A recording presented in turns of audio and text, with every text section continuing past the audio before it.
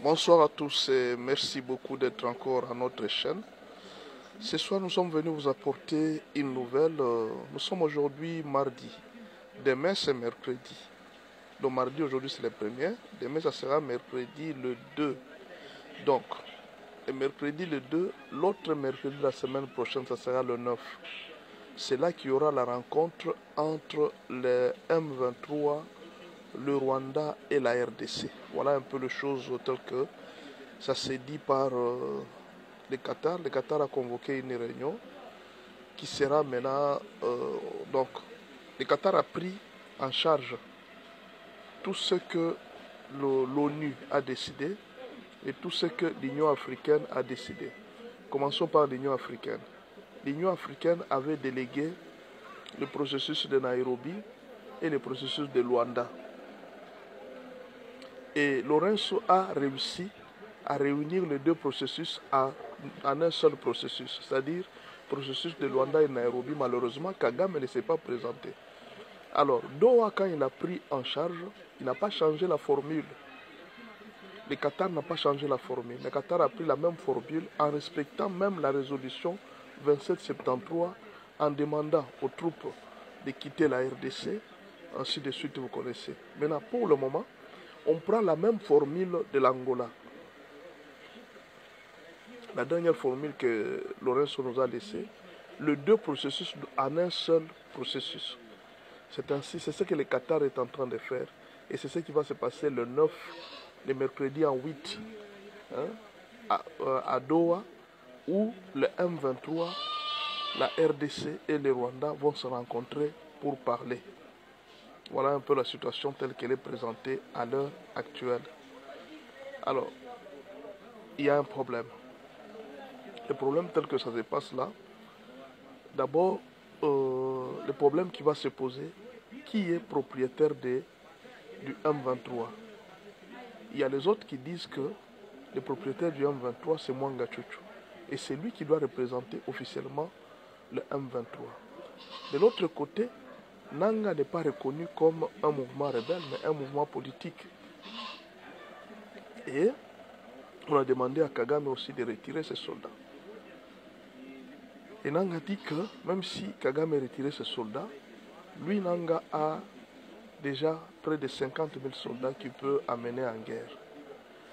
Et c'est pourquoi Kagame a aussi demandé à Kabila de prendre sa charge, de se manifester lui aussi, de se proclamer officiellement rebelle de la RDC. Vous voyez?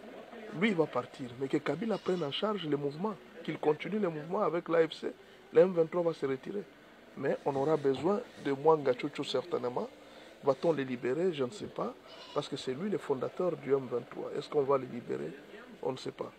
Ou alors on va pousser Mwanga Chuchu à négocier avec le gouvernement. On ne sait pas ce qui va se passer. Mais en tout cas, tout est discret, tout n'est pas connu. Tout ce que nous sommes là en train de dire là, nous sommes en train d'analyser seulement. Mais la vérité, l'émir de Qatar a pris la décision de garder tout sous silence. L'autre problème, il faut savoir que l'émir de Qatar possède près de 70% des activités qui font entrer l'argent au Rwanda. À commencer par Rwandair, l'aéroport de Kigali et le nouvel aéroport qu'on est en train de construire. Presque tous les sites touristiques du Rwanda, c'est le Qatar qui est propriétaire. Il faudra que les Rwandais demandent si Kagame n'a jamais vendu tout le Rwanda pour son honneur ou pour l'argent, on ne sait pas. Il faudra que c'est peut-être pour ça que peut-être qu'il avait déjà vendu le Rwanda et il commence à chercher une partie de la RDC où il peut s'installer. Parce que là, j'ai comme l'impression que tout ce qui se trouve au Rwanda n'appartient même pas aux Rwandais. Ça appartient juste aux étrangers. Ce sont des étrangers qui sont propriétaires. Alors, le Qatar est en train de s'imposer, bien sûr avec l'aide des Américains, pour faire les négociations directes, comme il y a des intérêts. Et en RDC aussi, le Qatar a aussi des intérêts. Le Qatar est en train de construire des ports en eau profonde de Banana. Le Qatar veut aussi amener Qatar Airways en RDC. il y a aussi beaucoup d'autres intérêts, l'exploitation de l'or et tout ça, il y a beaucoup d'intérêts que le Qatar a en RDC. C'est peut-être par cette voie-là que les Américains ont trouvé mieux de prendre ces gens-là. Alors la différence entre le Qatar et l'Angola, c'est que l'émir de Qatar est en train de faire tout avec une grande distraction, au point où même les médias comme les RFI ne sont pas au courant de tout ce qui est en train de se passer là-bas. Nous tous ici, nous sommes en train d'analyser seulement, mais la vérité connue à l'intérieur, là, on ne la connaît pas. Tout ce que nous savons, c'est pas... Vous savez, les gens qui sont là en réunion, ce sont peut-être ces gens-là qui peuvent livrer certains secrets, ceux qui sont partis. Alors, dans la prochaine rencontre, jusque-là, d'après ce qui est dit, il n'y a eu que de préalables. Les vraies négociations ne vont commencer qu'à partir du 9. Et ça sera dans un grand secret total. Qu'est-ce qu'ils vont négocier? Qu'est-ce que Kagame va demander?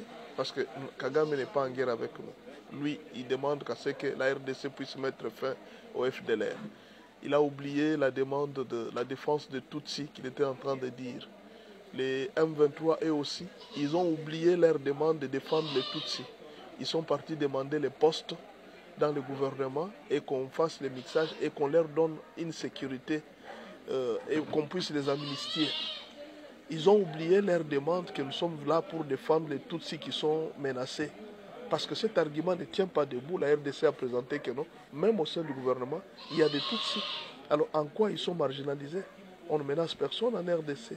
Et cet argument ne tient plus debout à cause de Massouzou, à cause du ministre des Infrastructures. Ça ne tient pas debout cet argument. Il y a même des députés Banyamulenge qui sont dans la salle. Et alors, c'est un argument qui ne tient pas debout. Alors, ils sont obligés de se rabaisser à d'autres éléments. Oh non, nous voulons laisser la guerre, bien sûr, mais nous avons besoin de la sécurité, qu'on puisse amnistier ceci. Oh. De l'autre côté, le gouvernement a dit non. Nous voulons bien. Nous voulons bien cela, mais il y a une chose qu'on ne pourra jamais faire. Le brassage ne se fera jamais. Amnistier les gens, ce n'est pas possible parce que ce qui s'est passé à Goma, les 7000 personnes qui sont mortes à Goma, qui va payer? Et les 10 millions de personnes. Et vous avez vu directement le président Félix Tshisekedi commence déjà à montrer, il a pointé du doigt Kagame pour les 10 millions de morts. Déjà là, pendant que nous sommes en train de parler, il y a déjà des procès au niveau de la CPI qui ont déjà commencé. Et là, la CPI a lancé la recherche des témoins.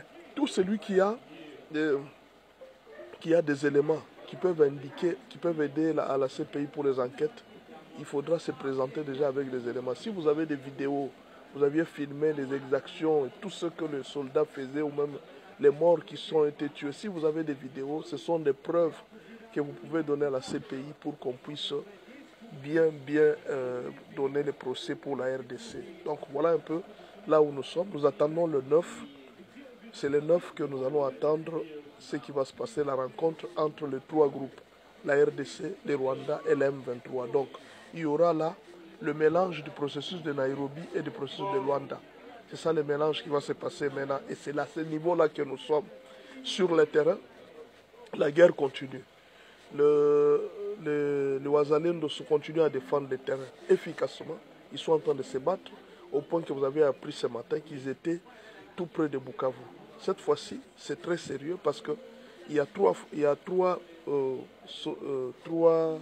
groupes qui combattent là. Le premier groupe, c'est les Ouazalendo qui sont devant. Le deuxième groupe, ce sont l'armée burundaise. Et le troisième groupe qui est derrière avec les munitions et les armes lourdes, ce sont les FARDC. C'est comme ça qu'ils sont en train d'avancer.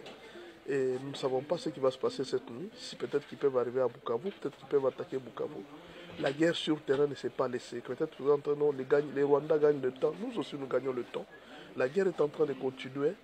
Et les choses sont en train de bien se passer avec les Waza, les FARDC et l'armée burundaise. Ils sont en train de bien défendre le pays. Nous prions Dieu que nous puissions arriver à la paix parce qu'il y a déjà eu beaucoup de morts. Que le Seigneur Dieu nous donne la paix. Que Dieu donne la paix à travers toutes ces négociations qui sont en train de se passer là-bas. La RDC aussi au niveau des négociations, elle se défend très bien. Alors prions pour notre pays.